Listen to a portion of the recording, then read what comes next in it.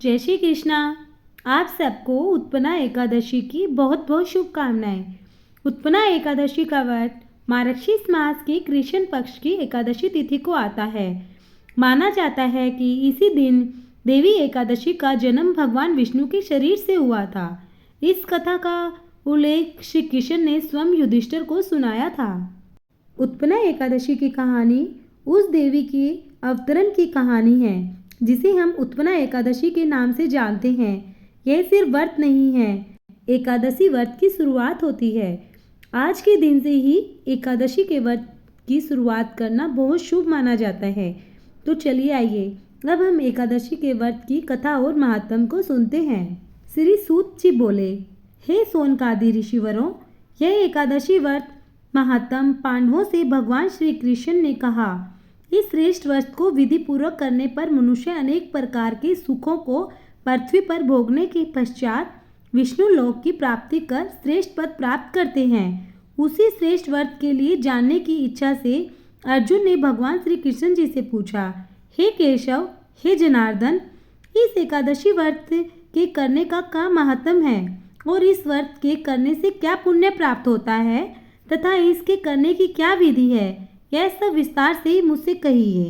इस प्रकार अर्जुन द्वारा पूछने पर भगवान श्री कृष्ण चंद्र जी ने कहा, हे अर्जुन, इस व्रत को करने के लिए सर्वप्रथम हेमंत ऋतु काल के महीने मार्गशीर्ष के कृष्ण पक्ष या शुक्ल पक्ष की एकादशी से उपरोक्त व्रत को प्रारंभ करें। 10वीं के दिन सूर्यास्त के पश्चात से ही भोजन नहीं करना चाहिए, उसी काल में दातुन कर लेना चाहिए।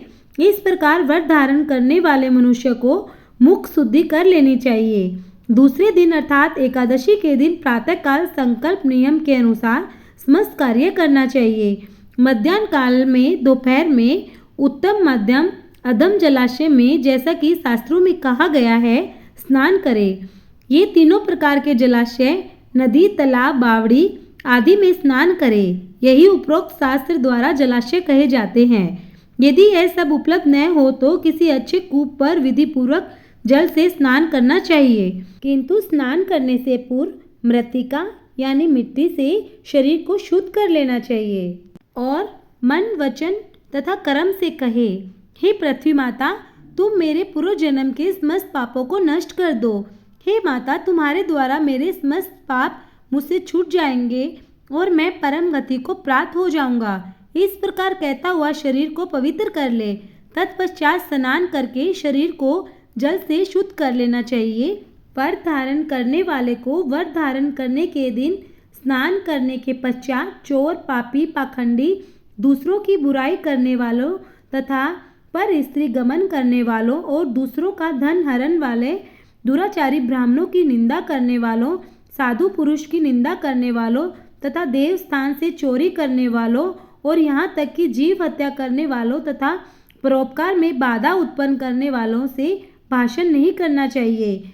यदि अनभिज्ञता से ऐसे मनुष्यों से कोई भी किसी प्रकार का भाषण या वार्तालाप हो भी जाए तो उसके लिए व्रतकर्ता को प्रायश्चित करने के लिए सूर्य नारायण के दर्शन कर लेना चाहिए।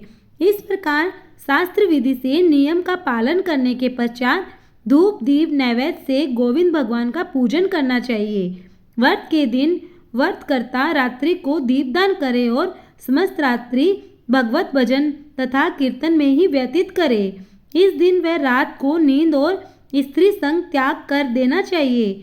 यह सब कर्म श्रद्धा और भक्ति सहित करने चाहिए। व्रत के दिन ब्राह्मणों को श्रद्धा सहित दक्षिणा देकर अपनी त्रुटियों की क्षमा याचना करे। व्रत करने वाले धार्मिक जनों को कृष्ण पक्ष या शुक्ल पक्ष की दोनों एकादशियों में कोई अंतर नहीं समझना चाहिए।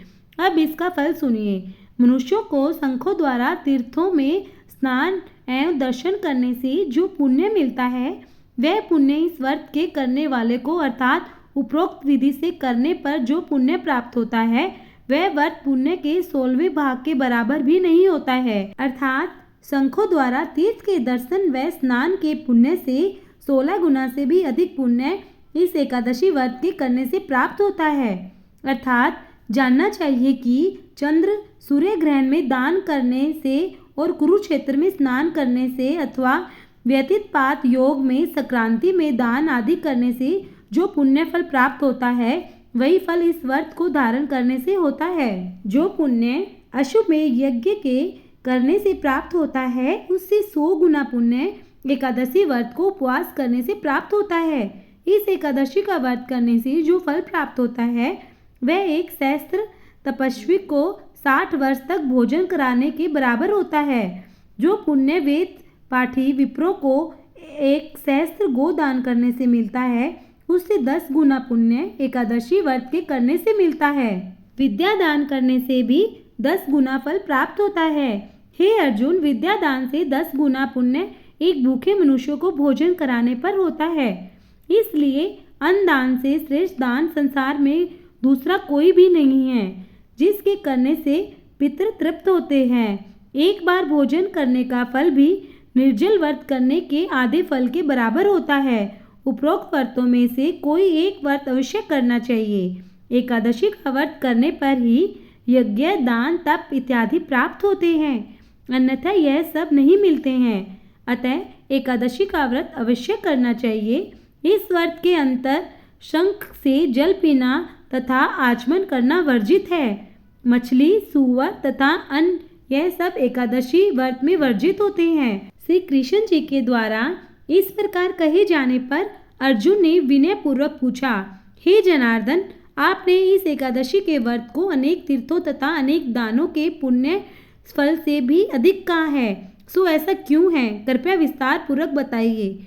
भगवान श्री कृष्ण बोले, हे अर्जुन, सतयुग में मूर नाम एक महाभयंकर दैत्य हुआ था। उस मूर दैत्य के कारण सभी देवता भयभीत रहते थे। उस दैत्य ने इंद्र आदि देवताओं को परास्त करके उनके लोक पर अपना अधिकार बलपूर्वक कर लिया था।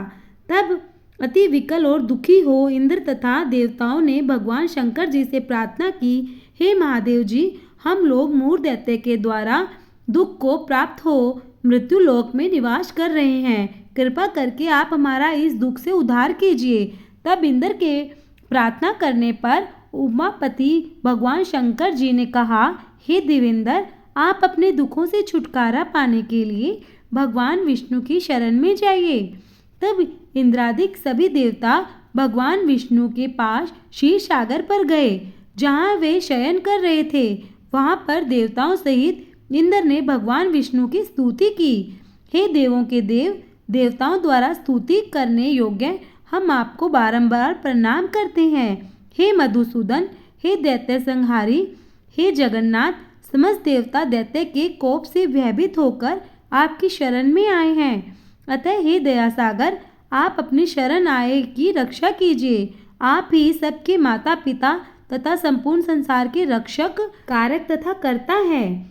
आपकी इस जगत के उत्पन्न करता, पालन करता और संहार करता है। आप ही वह ब्रह्मा हैं जो सृष्टि रचयिता कहलाते हो। आप सर्वव्यापक हो, अंतर्यामी हो, सूर्य चंद्र अग्नि हव्य मंत्र तंत्र यजमान हो। आप ही शरण आए हुओं की रक्षा करने वाले हो। हमको इस समय दैत्यों ने स्वर्ग से निकाल दिया है और हम सब इस समय मृत्यु लोक में भटक रहे हैं। हे दीनबंधु, आप ही अब हमारी रक्षा कीजिए, हम आपकी शरण में आए हैं। श्री विष्णु भगवान ने कहा, हे देवताओं, वह कौन सा दैत्य है जिसने देवताओं को दुखी किया है और वह किस स्थान पर रहता है? यह सब सत्य सत्य भय छोड़कर कहो। इंद्र ने कहा, हे मधुसूदन, ब्रह्मा वंश में नाड़ी जंग नाम का एक दैत्य हुआ था। उसका ही पुत्र मूर दैत्य हुआ है, जिसने समस्त देवताओं को कष्ट दिया है।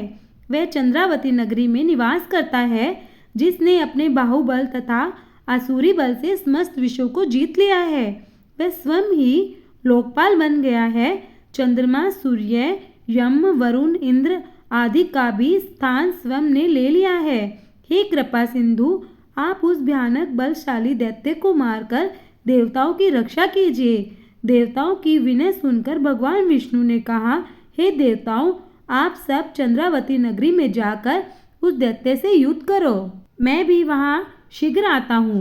विष्णु की आज्ञा मान देवता चंद्रावती नगरी में आकर मूर दैत्य से युद्ध करने लगे, परंतु वे युद्ध में एक क्षण भी न ठहर पाते थे। उस समय भगवान विष्णु भी देवताओं की सहायतार्थ करने चंद्रावती नगरी में जा पहुँचे। तब भगवान विष्णु के साथ युद्ध प्रारंभ होते ही सब के सब दैत्य अनेक अस्त्र शस्त्र धारण कर भगवान विष्णु पर युद्ध करने को झपटे। भगवान विष्णु भी अपने गदा चक्र से राक्षसों के अस्त्र शस्त्रों को काट काट कर गिराने लगे और अनेक दैत्यों को सदैव के लिए मृत्यु के मुख में डाल दिया।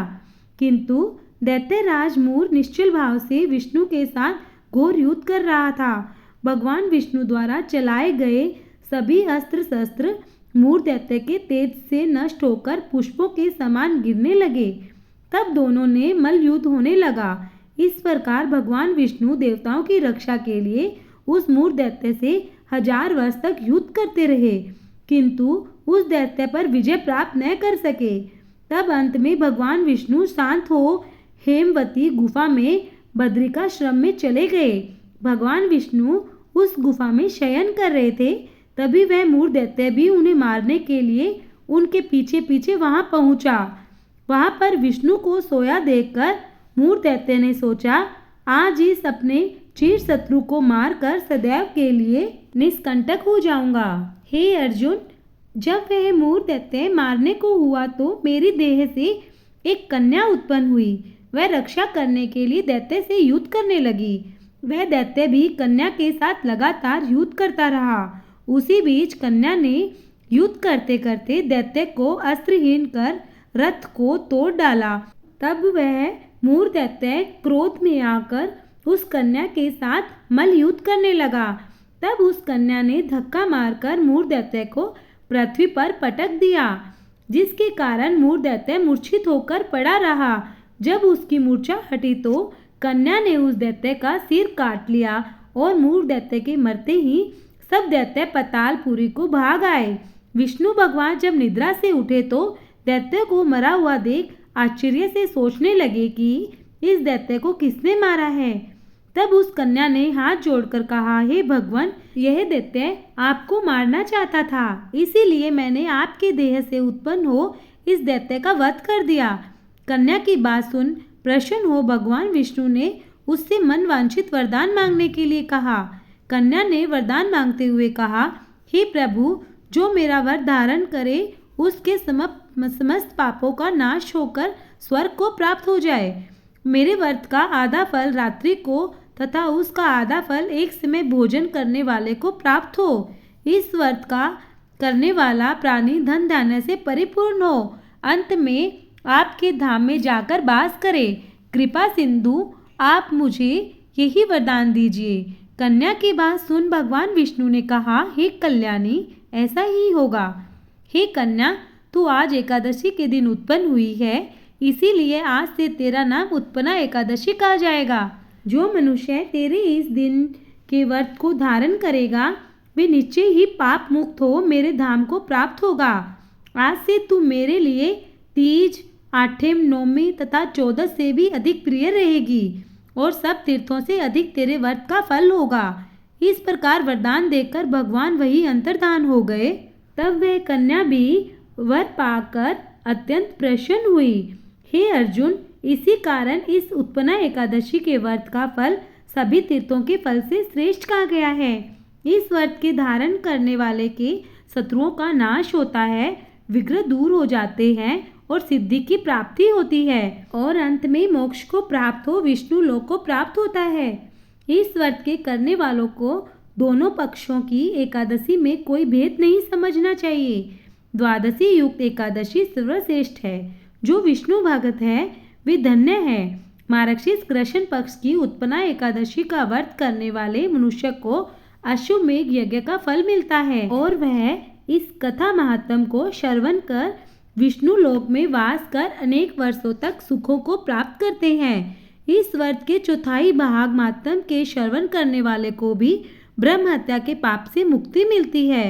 पतित से भाषण करने पर लगे दोष की तुलसी दल भक्षण करने से देह की शुद्धि होती है तथा पारण में आंवले का फल खाने से भी शुद्धि होती है। यदि कोई भारी संकट आ जाता है तो जल से पारण करके भोजन करने पर पुण्य भोजन का दोष नहीं रहता है। तो ये थी आज की हमारी वीडियो। अगर आपको मेरी वीडियो पसंद आए तो एक लाइक ज़रूर कीजिएगा और चैनल पर पहली बार आए तो सब्सक्राइब कीजिएगा। जय श्री कृष्णा। राधे राधे।